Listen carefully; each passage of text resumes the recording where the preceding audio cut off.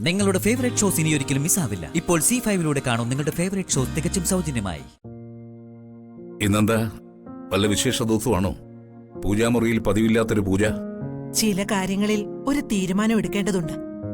അതിന് ഞാൻ അനുവാദം ചോദിക്കുകയായിരുന്നു. അനുഗ്രഹം ചോദിക്കണമെങ്കിൽ അതിത്തിരി ഗൗരവമുള്ള കാര്യമാണല്ലോ. ഗൗരവമുള്ള കാര്യം തന്നെയാ. നന്ദിനിയുടെ കാര്യത്തിൽ എനിക്ക് ചില തീരുമാനങ്ങൾ എടുക്കാനുണ്ട്. അവളോട് എനിക്ക് ചില കടമകളുണ്ട്. അതെനിക്ക് നിറവേറ്റിയേ പറ്റൂ. എനിക്കൊന്നും മനസ്സിലാവുന്നില്ലല്ലോ. ഞാൻ പറയാൻ കൈമളേട്ടാ. കൈമളേട്ടനോട് പറയാതെയോ ആലോചിക്കാതെയോ ഞാൻ എന്തെങ്കിലും കാര്യങ്ങൾ ചെയ്തിട്ടുണ്ടോ? എന്റെ മകനെന്ന് പറയുന്നവൻ കാരണം അവൾക്ക് നഷ്ടപ്പെട്ട ജീവിതം എനിക്ക് തിരിച്ചു കൊടുക്കണം. ഇപ്പോ അതിനുള്ള സാഹചര്യങ്ങൾ ഒത്തുവന്നിരിക്കുക. ഇനി അത് വച്ച് താമസിപ്പിക്കുന്നത് ശരിയല്ല. നന്ദിനിക്കൊരു വിവാഹം.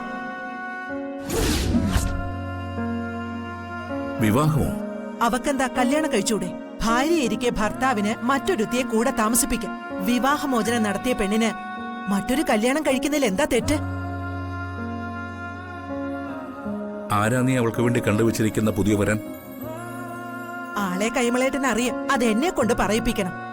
ഞാൻ പറയാം. ഗിരീഷ്.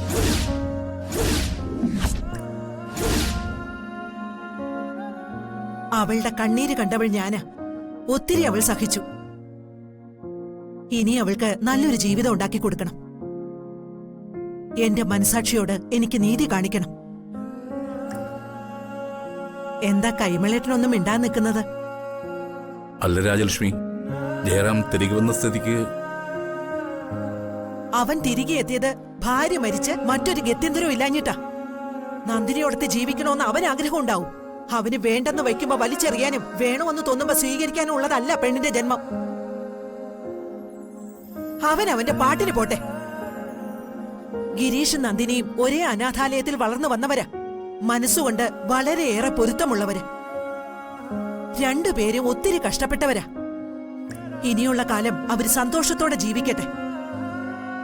ഇക്കാര്യത്തിൽ പല കുഴപ്പങ്ങളും ഞാൻ കാണുന്നു രാജലക്ഷ്മി. നമ്മുടെ കൊച്ചുമകളാ മീനാക്ഷി. അവൾ വല്ലാതെ വേദനിക്കില്ലേ? അവൾ എന്തിനാ വേദനിക്കുന്നേ? അവിടെ അച്ഛനാ ജയറാം.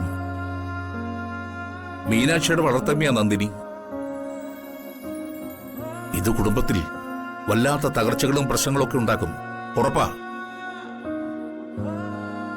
നന്ദിനി നമ്മുടെ മകളായി തന്നെ ഇരിക്കണം എന്ന് എന്റെ ആഗ്രഹം. മരുമകളാക്കി വെച്ച് ഇനി അവളുടെ ജീവിതം തൊലയ്ക്കാൻ ഞാൻ തയ്യാറല്ല. നന്ദിനി എനിക്കെന്റെ മകളാ.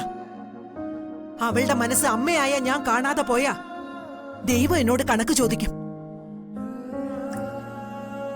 ഗിരീഷിന് നന്ദിനിയോടും നന്ദിനിക്ക് ഗിരീഷിനോടും മാനസികമായ അടുപ്പമുണ്ടെന്ന് ഞാൻ വിചാരിക്കുന്നു.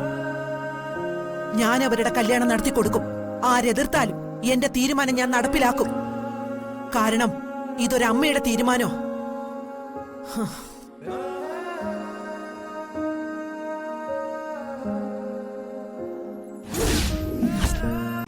ഡൗൺലോഡ് ചെയ്യൂ C5 ആപ്പ്. കാണൂ എല്ലാ എപ്പിസോഡുകളും സൗജന്യമായി.